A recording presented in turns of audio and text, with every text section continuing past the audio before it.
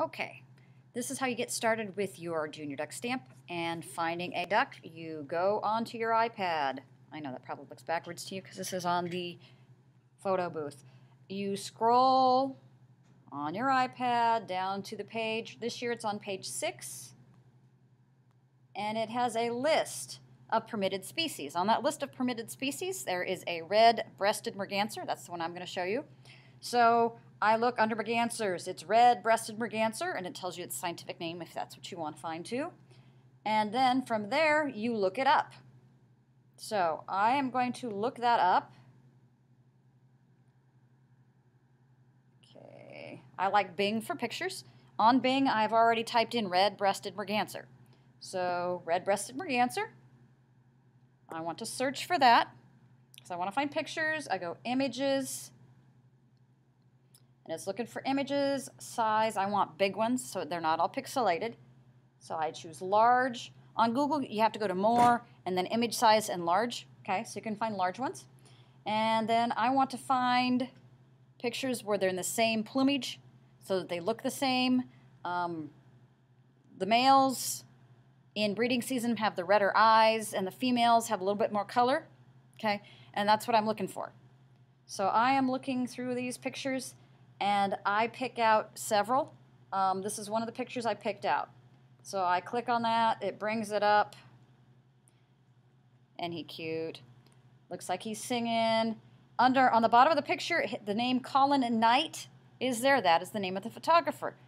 When I put that onto my form for my sources, my reference form, I'm going to put Knight, Colin, www. And then I need the page. So I know where that is, and it says a shortened name. I have to hit on that shortened named, and it is for.bp.blogspot.com/-0 that whole long website. Okay, I put that on here. Okay, so that's my first one. And I need to make sure I save this image, save the image to my camera roll. So I have it waiting for me. And then I'm going to go back and do some more searching. Okay, until I have several images in my camera roll. See if I can find some of the others that I've already saved. And I'm going to do the same thing.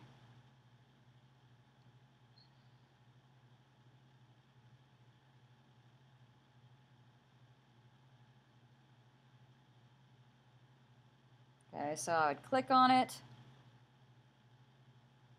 to open the picture once again.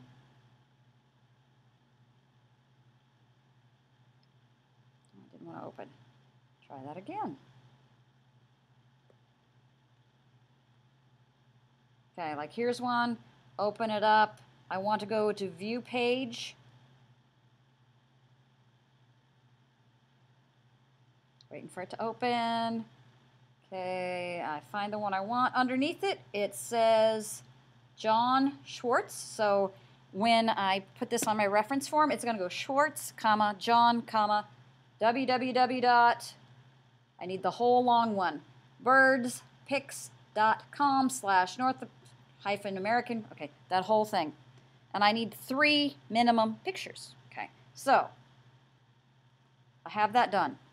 Next thing I do, you can send me your pictures, and I can print them.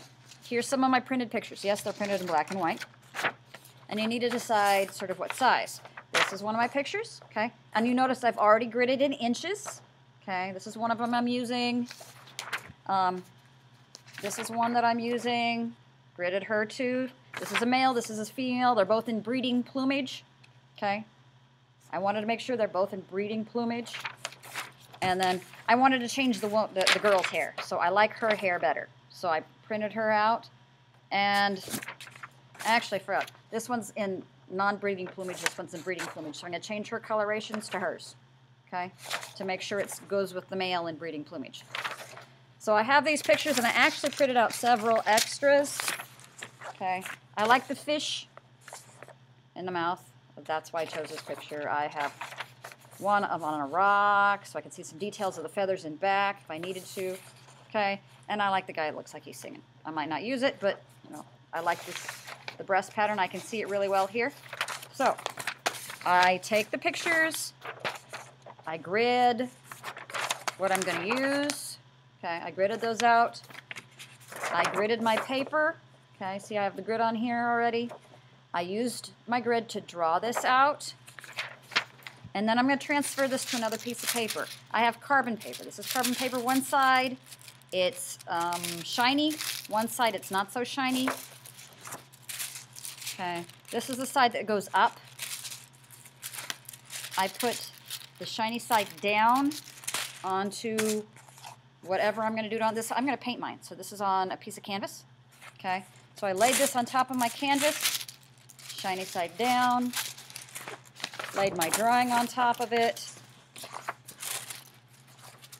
as such, and then I paper clipped it in place so it wouldn't move. And I actually used a pen. You can see how I used a pen to trace all my lines, so I knew where I'd traced already. When I'm done, I take that all apart, and I have light lines of everything I've drawn without the gridding on it. Okay? From here, I can paint. So, I took you from, you find the species you want to use, you look it up on Google or Bing, you find the photographer, you put all the references down. I have all my references written down. Okay, if it takes more than one line, I just crossed it out down here and kept going. Put the number 2 down on the 3rd line and so forth. Okay, there we go.